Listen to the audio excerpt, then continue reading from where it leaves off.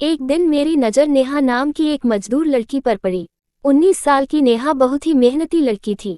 वह देखने में बहुत खूबसूरत थी, पर हालात की मारी वह बचपन में ही अनाथ हो गई थी और मजदूरी करके अपना गुजारा करती थी। नेहा चरित्र की बिल्कुल साफ थी। बहुत से इंजीनियर और मजदूर उसकी भरी पूरी देह देखकर उस पर फिदा हो गए थे। कुछ लोग तो पैसे का भी लालच देते थे, पर वह जिस्म का सौदा करने के बजाय मजदूरी करना ठीक समझी थी। उसे मालूम था कि जिस्म का सौदा करके वह जवानी में तो ऐसो आराम की जिंदगी जी सकती है, पर उस सुख का अंत बहुत कष्टकारी होता है।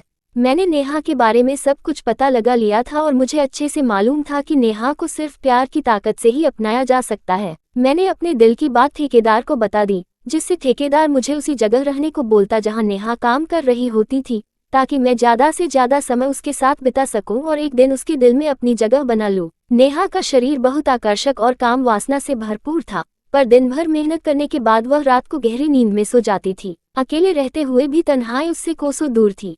इधर मेरे सिर पर प्यार का भूत सवार था, इसलिए मैं दिन भर काम करता, शरीर मेरा भी थका रहता था, पर रात की तन्हाई मुझे काट खाने को दौड़ती थी, क्योंकि मैंने अपनी आंखों में नेहा को पाने का ख्वाब जो सजा रखा था। एक दिन मैंने नेहा की तरफ देखा, पर जब नेहा मेरी ओर देखने लगी तो मैंने नजरें घुमा ली। पर धीरे धीरे नेहा समझ गई कि मैं उससे प्यार करता हूँ, क्योंकि यह लड़कियों का स्वभाव होता है कि वे मर्द की पहली नजर देखकर ही भाप लेती हैं कि सामने वाला उससे क्या चाहता है। मेरा जमीर इस बात की गवाही नहीं दे रहा था कि मैं सामने से अपने दिल की बात नेहा से कह दूं।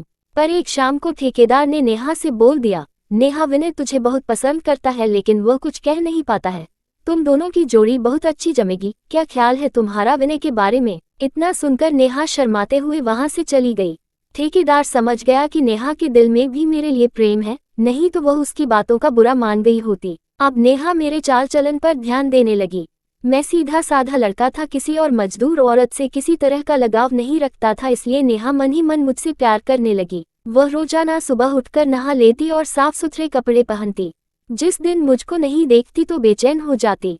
मुझको भी एहसास हो चुका था कि नेहा के दिल में मेरी एंट्री हो चुकी है। अब मैं हर उस इंसान से झगड़ जाता था जो नेहा के बारे में गलत बोलता था। मैं ठेकेदार का चाहता और विश्वास पात्र मजदूर था, इसलिए इंजीनियर और बाकी के मजदूर मेरा कुछ नहीं बिगाड़ पाते थे। एक दिन मैं फावड़े से मिट्टी खोद रहा था कि अचानक फावड़ा मेरे पैर में लग गया। चोट लगने से खून निकलने लगा। वहीं पर नेहा काम कर रही थी, वो तुरंत कपड़े से घाव को बांधने लगी और रोने लगी। ध्यान कहाँ रहता है तुम्हारा, कितना खून निकल रहा है? ये सुनकर बाकी मजदूर हैरान रह गए कि मुझको चोट लगी है तो नेहा इतना परेशान क्यों हो गई है। मेरी आंखें भर आई थी। हम दोनों सबके सामने एक दूसरे के गले लग गए। मुझसे लिपटकर नेहा रो रो कर सुनाने लगी, वर्षों पहले मैंने अपनी माता पिता को खो दिया था। अब तुम मेरी जिंदगी में आए हो, अगर तुम्हें कुछ हो गया तो फिर मेरा जीने का कोई मकसद ही नहीं रहेगा। ठेकेदार ने उस शाम हम दोनों को अपने केबिन में बुलाया और बोला, तुम दोनों की शादी मैं करा दूंगा, फिलहाल एक साथ रहो। नेहा की खुशी का ठिकाना ना रहा। उस रात मैं हिम्मत करके नेहा के कमरे पर गया।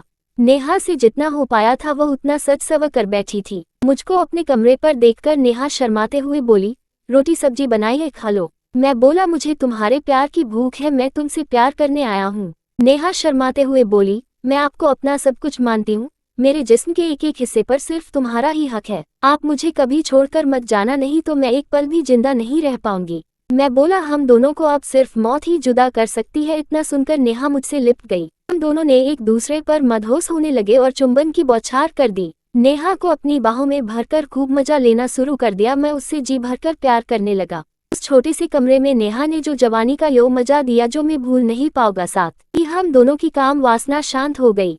उस दिन से नेहा मेरा भी खाना बनाती थी।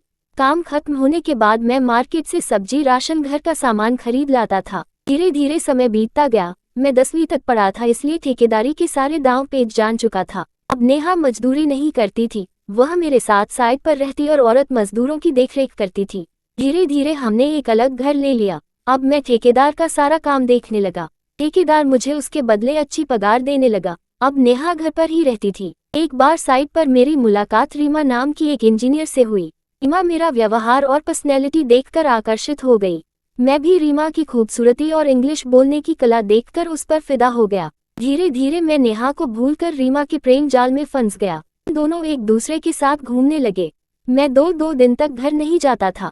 नेहा के फोन करने पर साइट पर होने का बहाना बनाता, लेकिन हकीकत में मैं रीमा के साथ होटल में गुलछर्रे उड़ा रहा होता था। एक रात जब मैं घर नहीं गया तो नेहा साइट पर गई। वहाँ मजदूरों से पता चला कि मैं रीमा मैडम के साथ गाड़ी में बैठकर शाम को ही चला गया था। नेहा को बहुत दुख हुआ। उस रात उसे नींद नहीं आई। वह होते ही वह साइड पर आए और मुझसे लिपट कर रोने लगी। वह बोली, विनय मेरे साथ ऐसा मत करो, तुम्हारे अलावा इस दुनिया में कोई नहीं है मेरा।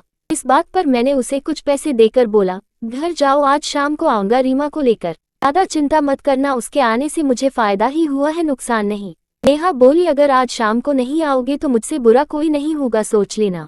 इधर रीमा को जब पता चला कि साइड पर नेहा आई थी तो वह मुझसे नाराजगी जाहिर करते हुए बोली, उसे इतना सिर पर मत चढ़ाओ और आज शाम को घर जाने के लिए क्या बोले हो? आज शाम हमने फिल्म देखने का प्लान बनाया है ना। मैं रीमा को खोना नहीं चाहता था, इसलिए मैं रात को घर नहीं गया और रीमा के साथ फिल्म देखने चला गया। इस बात को नेहा ने दिल पर ले लिया। अब वह समझ गई थी कि मैं उसकी जिंदगी में कभी वापस नहीं आऊंगा, इसलिए जिद में आकर उसने पंखे से लटक कर फांसी लगा ली। सुबह मैं जब घर गया तो नेहा को पंखे से लटकता देखकर मेरा सिर चकरा गया। मैं तुरंत जमीन पर गिर गया और चिल्ला चिल्ला कर रोने लगा। नेहा इतना बड़ा कदम उठा लेगी मैंने शायद सपने में भी नहीं सोचा था।